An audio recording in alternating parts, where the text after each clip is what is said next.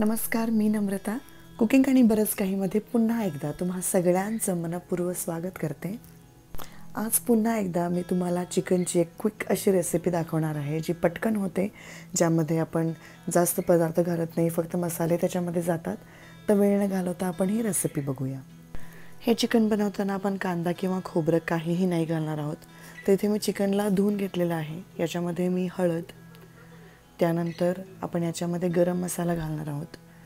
तुमच्याकडे जो मसाला उपलब्ध आहे तुम्ही घालू शकता। गरम मसाला घातल्यानंतर आपण याच्यामध्ये मिरची पावडर घालणार आहोत। मी इथे बॅडगी मिरची यूज करत आहे। जर तुमच्याकडे घरामध्ये जी मिरची पावडर असेल, मसाला घालून मिक्स केलेली असेल किंवा साधी मिरची पावडर असेल ज्याच्यामध्ये मसाला मिक्स नाही आहे, तशी मिरची पावडर चालेल।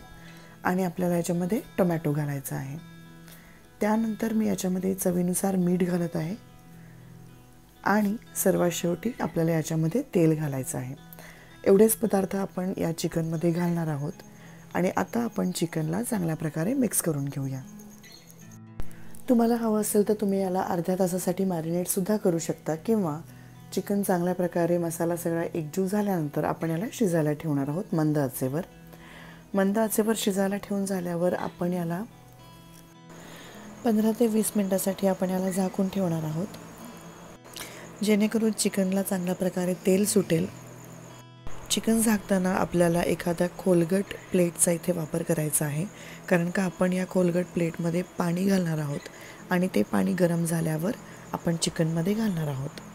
1 ग्लास पाणी मी इथे घेतलेलं आहे। 15 ते 20 मिनिट मंद आचेवर आपण याला शिजून देऊया।